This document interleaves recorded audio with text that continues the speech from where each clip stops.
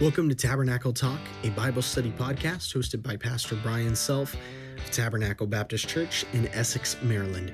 We hope that this podcast will help you to know Christ, grow in His Word, and show His love to others. This is a legacy episode of Tabernacle Talk. These are episodes that are taken from the past 5 years of my life and different times that I've hosted different podcasts like Bible Babbles with my friend Carlos Farias, or Strength for the Day that I hosted with my friend Pastor Dennis Fountain of Moses Lake Baptist Church in Moses Lake, Washington, and hope that these episodes will be an encouragement to you. Let's dive right in.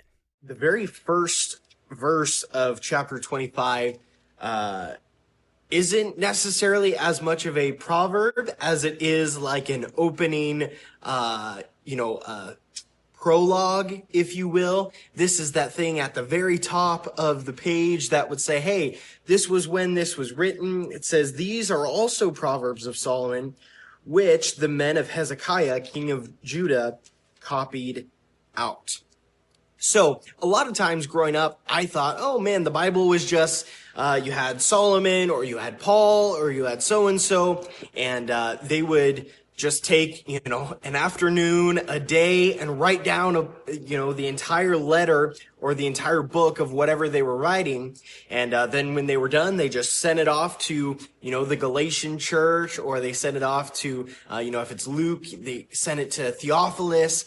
Honestly, for a lot of scripture, it was compiled at different times. So here you have, in the very first thing of Proverbs 25:1, them talking about, hey, these were some other Proverbs of Solomon that, in the days of Hezekiah, several generations later, were added to this, particular book of the Bible. And verses 2 through 7 all talk about kings. Now, obviously, we would know that Solomon was a king, and here he's giving some advice to people who might be working in the palace, that would be in close connection with the king.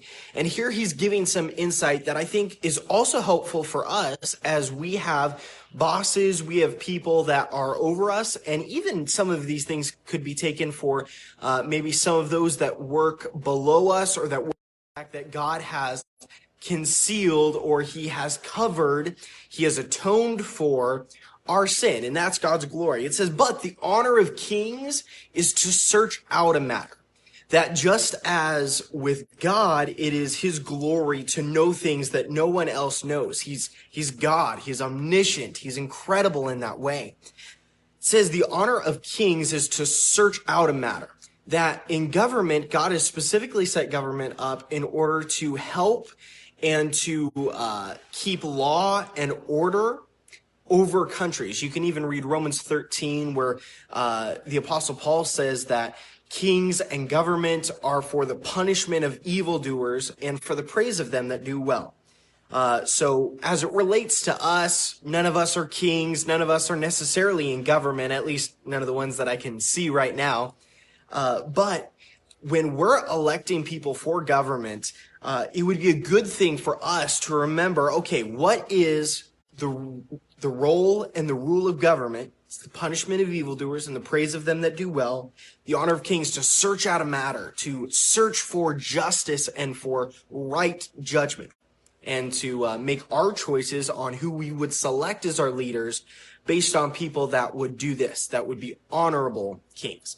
Verse number 3, the heaven for height and the earth for depth, and the heart of kings is unsearchable. It says, just as much as you can't tell how high space is, you can't tell how deep the earth is, particularly during this time period. It says the heart of kings is unsearchable. You're not always going to understand the reason why a king or a ruler, or even sometimes a boss, would do the things that they do.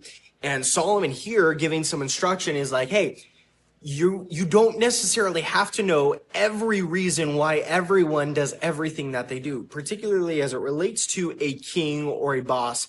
Sometimes they just give you a direction and you have to follow through. I can think of many times growing up as a kid where, my parents would tell me to do something, and the immediate question out of my mouth would be, Why do I have to do that? Why do I have to take out the trash now? Why do I have to do this thing? And sometimes we can be a little bit childish in how we interact with our bosses or things like that.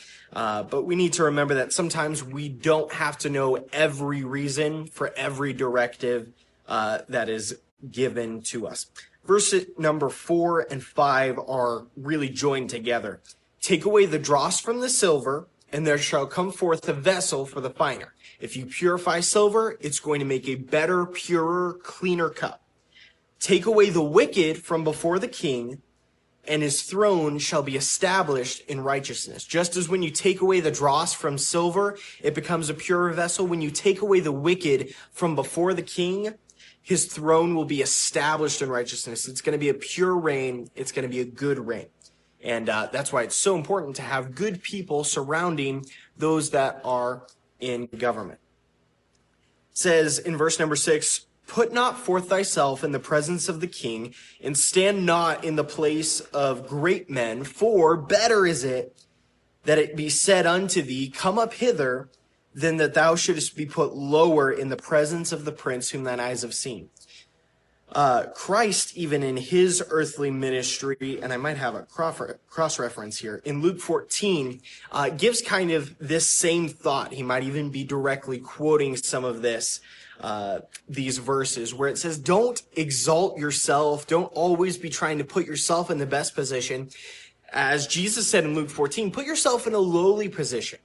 And when people see okay, this person's a diligent worker, this person is humble, this person is kind, man, that will put you in better places than if you just try and get there yourself and then you have to be put down. So don't exalt yourself, instead be humble and allow others to lift you up. And great truth in there. Going to skip down to verse number 11 and 12, because these are also kind of a couplet as well. It says, a word fitly spoken is like apples of gold in pictures of silver. So here you would have sometimes decorations that would be put together, and maybe you'd have a golden apple, maybe a crafted apple that would be made that's on a setting or a plate of silver. It would be a very beautiful thing. And so just as beautiful as this created and crafted artwork would be, that's what it's like when you have a word that's spoken in the right time, in the right way, that it just fits together perfectly. I think it's really cool. The word fitly here in Hebrew, it's kind of talking about like spokes in a wheel, where it's just perfectly fit together. And so everything works. And so for us, when we have words that are like that are just put together at the right time, they're said the right way, man, it is a beautiful thing. And then he goes on to elaborate on this thought of good or choice words. He says, as an earring of gold and an ornament of fine gold, so is a wise reprover upon an obedient ear. He says, hey, when a wise person comes and says, hey, here's this thing that you need to work on in your life, or here's this thing that could really impact your life. And when a person has an obedient ear, that they hear it and they go, yeah, that makes sense. I need to work on that in my life. I need to change this thing. I need to start doing this. Man, it is just like an earring of gold. It's like a beautiful creation, and it is a great thing. Verse number 13, as the cold of snow in the time of harvest, so is a faithful messenger to them that send him, for he refresheth the soul of his masters. When you're a good worker, man, just as nice as it was back in these days for a cold snow to come on a very, very warm time of year, that it would be refreshing and you'd have that coolness of that rain, of that snow. it is very refreshing to people when they have a worker who will work the Bible way, who will give themselves completely to their job, to their boss, that they're going to work hard, they're going to be honest in what they do, and let's all seek to, in our jobs and in our life, maybe some of us that are retired, even just in the people we interact with, seek to be an encouragement and a refreshment to them. Don't be one that would drag down their spirit. Going to go to verse number 14. Whoso boasteth himself of a false gift is like clouds without rain.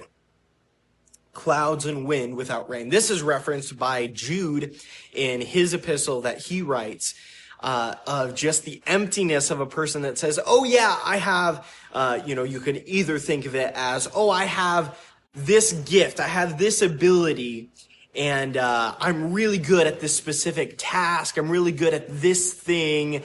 And if they boast of something that they don't have, they can't sing, they are not great athletes, man, it's like clouds and wind without rain. It's disappointing, particularly for this agricultural culture, that it's disappointing, it's hurtful, you were expecting something great, and it doesn't happen. You could also think about this as someone that is giving of, hey, I am going to give you this amount of money. I'm going to give you this help. Let's not be those that would kind of be two-faced with our words, but when we say that we're going to give something, let's be faithful to give it. And that's a great habit to be in. Just going to end here at verse number 16, and actually I'll go one down. Verse number 18 is where we're going to end today. It says this: a man that beareth false witness against his neighbor is a maul and a sword and a sharp arrow. A maul would be like a club, particularly a war club that you would use to beat down someone. So it's a war club, it's a sword, it's a sharp arrow. And that's a person that bears false witness, that lies against their neighbor.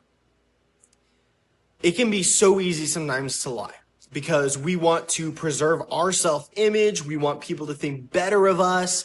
Sometimes it's even that we want people to think less of so-and-so so that they'll think more of us. But here you have, it's like doing violence to a person. It's like beating them or stabbing them or shooting them with an arrow, stabbing them in the back, as we might have the phrase today, when we don't speak truthfully with other people. And man, because our Father is the Father of truth and not the Father of lies, we ought to be those that would say, I am going to be dedicated to telling the truth, no matter the consequences. Even if it might mean that I look a little worse, at least I will have been honest, and I won't be those that would stab someone else with the words and the actions that I have. Well, look forward to being with you tomorrow. If you are in the Moses Lake area, be sure to come tonight. We've got our split groups with our men and women. We've also got our Clubhouse Kids classes continuing to go through Job, and know it's going to be a great time for everyone that's there. Continue to be in prayer for our junior campers as they're at camp through, I believe, tomorrow morning, and be in prayer as well for Beth and the baby, and to a lesser extent, Rob, and just that they would have a great day, and that they would be able to come home soon. Thanks so much for being on Strength for the Day. Hope you have a great day.